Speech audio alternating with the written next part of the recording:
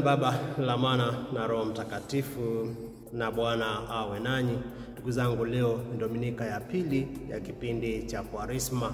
Tumeanza mfungo wetu rasmi na bado tunaendelea na kujichunguza katika maisha yetu. Tunaendelea na kujiangalia, tujue tumejenga haji uhusiano wetu na Mungu, tumejenga haji uhusiano wetu na sisi wenyewe, dhamira yako, na vile vile uhusiano wako na watu. Kipindi ambacho mama kanisa ametujalia tusiangalie mataifa ya watu wale wengine, lakini tujiangalie sisi wenyewe, jinsi tumepungua katika imani, jinsi tumepungua katika upendo, jinsi ambao tumepungua katika utekelezaji imani yetu katika sakramenti, katika neno la Mungu, ndiposa tuweze kumrudia na tuweze kumuona. Na katika Dominika ya leo tunakumbusha kwamba ndani ya Kristo tunangeuka.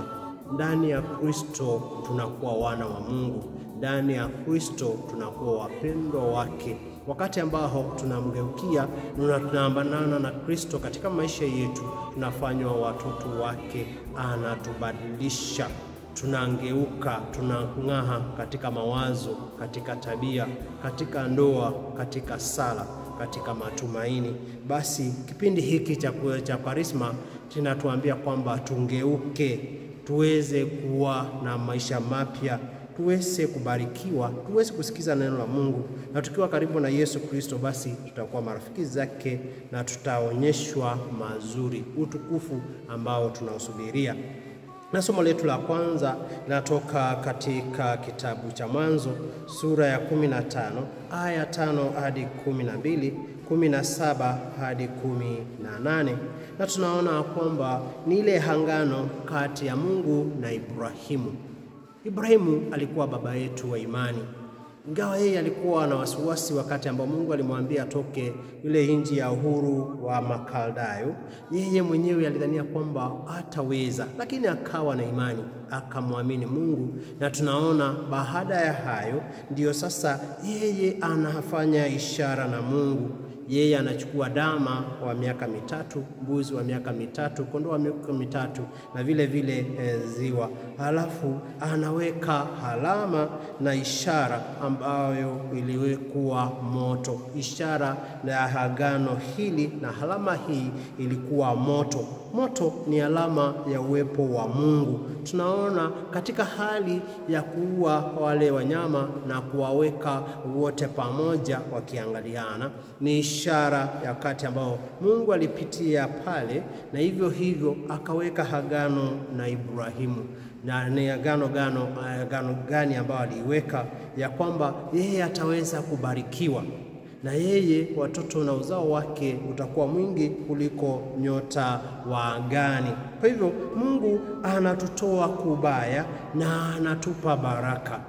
Ibrahimu, kwa sababu imani yake, Mungu aliweza kumtoa kule ambako alidhania kwamba ndio kuzuri, lakini Mungu akamweka kuzuri zaidi. Sisi katika maisha yetu mara nyingi tunadhania kwamba tumekaa sehemu ya utulivu, lakini tunasahau kwamba Mungu anatutoa kule kubaya, anatuweka kule kuzuri wakati ambao tunamwamini. Tukiwa na imani kama Ibrahimu, basi Mungu atakutoa katika shida zako, katika ugonjwa wako, atakutoa katika dhiki zako, kukosa kazi upate kazi, kukosa matumaini akupatie matumaini, kazi nzuri atakupa, familia njema atakupatia, ndoa atakupa. Kwa nini? Kwa sababu ingawa ulikuwa na wasiwasi ya kwamba hakuna chochote chema utakipata, lakini anakubariki, anakutoa kubaya na anakuweka kuzuri. Mungu vile vile anaweka agano nasi kila wakati. Ibrahimu aliweka agano na Mungu. Je, ni agano gani ambao umeweka na Mungu? Siweke agano na familia yako kwamba utamtumikia siku zote. Siweke agano na Mungu kwamba utakuwa baba mwema, mama mwema. Kwa nini sifanye agano na Mungu kwamba utasikiza neno lake, utaenda kanisani, utakuwa na maadili mema, utakuwa mfuasi wake mwaminifu?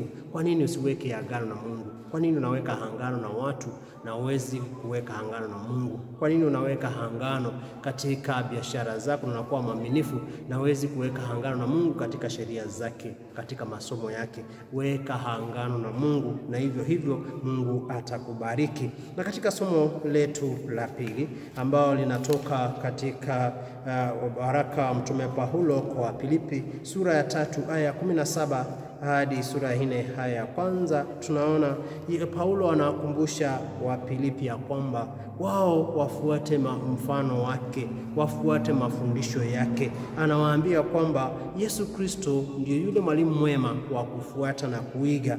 Mara nyingi tunaiga watu wengine na tunapotea. Unaiga watu katika imani na unapotea kwa sababu unafuata imani potofu. Vile vile una watu wanakuelekeza katika mambo na unapotea. Unaingia katika makundi ambayo ni mabaya, unapotea. Vile vile unaingia hata kanisa mbaya, unapotea. Vile vile unakaa na watu wabaya ambao wanakupotosha katika maisha yako. Kwa nini usiingie katika kundi la Kristo? Kwa nini usikuwe mfuasi mwema wa Kristo ili usipotee? Saa hizi kuna madhara mengi ambao unaweza peana kwa sababu ulifuata watu wabaya, ama walikuelekeza vibaya, ama uliingia kundi baya. Wakati ndio huu ya kwamba fuata kundi lilo jema. Fuata mafundisho yaliyo mazuri na hutapotea hata kamwe.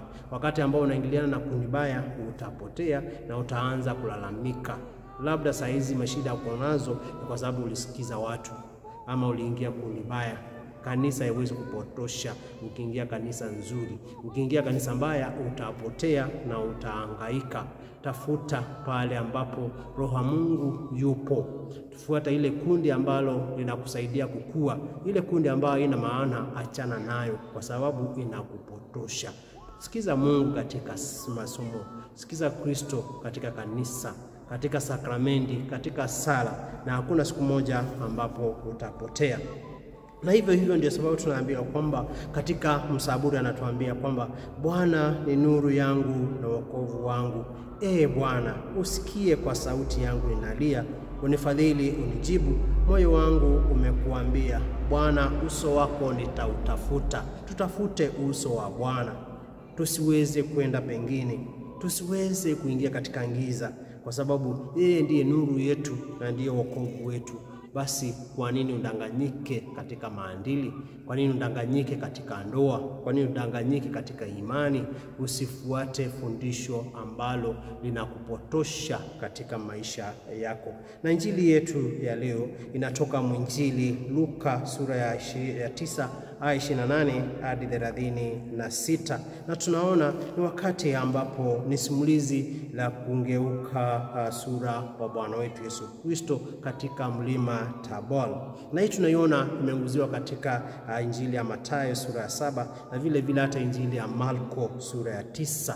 Na tunaona ni tukio ambalo lilikuja baada ya Petro kukiri ya kwamba Yesu ndiye Kristo, ndiye Masia anayesubiriwa. Ingawa alikuwa na wasiwasi katika imani, lakini sasa Yesu anataka kufunua ya kwamba mateso ni lazima yakue, na hivyo utukufu utapatikana baada ya mateso yake. Na hivyo ili tukio linatufundisha mambo mengi, nataka kutaja machache. Kwanza, ili tukio lilitokea Yesu wakati ambapo alikuwa anasali. Ndugu zangu, mambo makubwa hutokea wakati ambao tunasali. Tukikosa kuongea na Mungu, hakuna kitu ambacho tutakipata. Je, wewe ni mtu wa sala? Kweli wewe ni mtu ambao unaongea na Mungu? Kwa sababu katika sala, hapo ndio unaongea na Mungu, unampatia shida zako, unampatia mahitaji yako, na hivyo unapata baraka kwa sababu ya sala. Kuwa mtu wa sala ndio uone mambo makubwa yakitokea katika maisha yako. Na hivyo jambo la pili ni kwamba Yesu aliita wale rafiki zake, Petro, Yakobo na Yohane. Je, wewe ni rafiki wa Mungu? Kwa sababu kama wangekuwa rafiki zake, labda angeenda na wao, lakini alienda nao kwa sababu walikuwa rafiki zake. Je, kama Mungu angekuja leo, angekuita uweze kuwa rafiki yake, ungeweza kutembea na yeye katika maisha, ungeweza kutembea na yeye katika familia. Fanya Yesu akuwe rafiki yako na utaona vile atatembea na wewe kila mahali. Na jambo la tatu ni kwamba Yesu anataka kutuonyesha utukufu wake ule ambao tunausubiria kuupata. Sisi tunajua hatima maisha yetu sio hapa duniani tu, lakini ni kupata uzima wa milele. Tunang'aa ndani ya Kristo. Kwa hivyo tukiishi maisha mema, kuna ule utukufu ambao tunausubiria. Tutatakazwa katika mawazo, katika tabia, katika mienendo. Ndugu zangu, tung'ang'anie Yesu Kristo. Yeye ndiye lengo la maisha yetu. Yeye wakati ambao tunamuona anatuimarisha, kwa sababu kila siku tunaonja wema wake.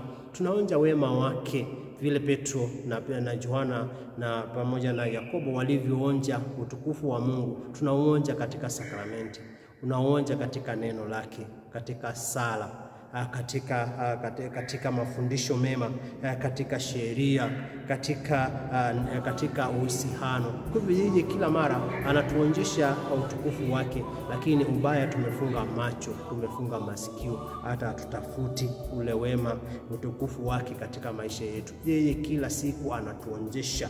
Je, unapokea sakramenti? Unasikiza neno lake? Unasali? Unafuata sheria zake? Unafuata mafundisho yake? Ukifanya hayo, jua uko ndani ya utukufu wa Mungu. Na hivyo kila mara, jambo la nne ni kwamba sisi ni wapendwa wa Mungu. Wakati wingu lilipofunguka, sauti ikatoka, sema, huyu ndio mwanangu mpendwa, msikieni yeye. Sisi ni wapendwa wa Mungu kama tunafanya yale ambapo anatuelekeza. Na kama anatufundisha hayo, basi tunapaswa kujiuliza, je, tunasikia sauti yake? Yesu Kristo anaongea nasi kila wakati. Mungu anatuongelesha kila wakati. Je, unasikia sauti yake ama unasikia sauti ya watu wale wengine? Unafuata mafundisho yake ama unafuata mafundisho ya watu wale wengine? Na kama unafuata mafundisho ama usikii sauti yake, huwezi kuwa mpendwa wake. Basi ili uweze kuwa mpendwa wa Mungu, ni lazima wewe mwenyewe uweze kusikia sauti ya Mungu na ufanye mapenzi yake. Basi hivyo tunapata ufunuo wa Kristo katika maisha yetu. Yesu Kristo anajifunua katika maisha yetu kila siku. Anatubeba, anatupeleka katika mlima kila wakati. Anafungua sheria, anafungua amri, lakini hatuwezi kumuona Musa na hatuwezi kumuona Elijah katika maisha yetu. Kwa nini? Kwa sababu sisi sio watu wa imani, na sisi hata hatumpati Yesu Kristo. Bila kumpata na kumpenda, basi ndugu zangu, hata tutaweza kupata ufunuo wake, hatutaweza kuelewa sheria, hatutaweza kuelewa amri za Mungu. Ili tuyaelewe hayo yote, ni lazima na sisi tuweze kuona utukufu wa Mungu, kwa sababu anajidhihirisha kila siku. Wakati unapona, anajidhihirisha kwako. Wakati ambao anakupatia familia, amejidhihirisha kwako. Amekupatia kazi, huo ni ufunuo wa Mungu katika maisha yako. Amekupatia ulinzi, huo ni ufunuo wa Kristo katika maisha yako. Amepatia kile chote ulicho nacho, ufunuo wa Kristo katika maisha yako. Je, unauona na unaamini ya kwamba yeye ndiye amekufanyia yale yote ambao umeyafanya? Si nguvu zako, ni ufunuo wa Mungu katika maisha yako. Basi tuimarike kama vile Petro na Yakobo walivyoimarika na wakaimarisha ndugu zao. Petro akawa jiwe, wewe kuwa jiwe katika maisha yako. Yakobo akawa mtume wa kwanza kufa. Ng'ang'ania imani yako mpaka kifo. Yohana akawa mpendwa na akakabidhiwa mama wa kanisa, mama yetu. Wewe ni kitu gani ambacho unaweza kusema ya kwamba umekitenda ukakabidhiwa na Mungu? Basi tuweze kuwa jiwe, tuweze kuimarika katika imani. Na zaidi ya hayo, tumekabidhiwa mambo mengi ya kufanya katika maisha yetu, tuyatekeleze katika upendo kama vile Yohana alivyofanya, na hivyo tutaweza kupata baraka katika maisha yetu. Ndugu zangu, tuamini kipindi hiki cha Kwaresma kwamba ndani ya Kristo tunangeuka katika mawazo, katika tabia, katika mienendo na katika imani yetu. Tumsifu Yesu Kristo. Tuombe. Mama, tunakushukuru kwa sababu umetuita tuingie katika hangano ndani ya ubatizo wetu. Tunaomba utuwezeshe tuweze kufuata mafundisho yako, na zaidi ya hayo tungeuke, tuweze kuwa wapendwa wako na tusikie sauti yako. Tunaomba hayo kwa jina la Kristo na Bwana wetu. Na Bwana awe nanyi, na wabariki Mungu Mwenyezi, Baba na Mwana na Roho Mtakatifu. Na watakia Dominika njema, na Mungu asidi kuwabariki na kuwaneemesha. Bwana ni nuru yangu na wokovu wangu. Bwana ni nuru yangu na wokovu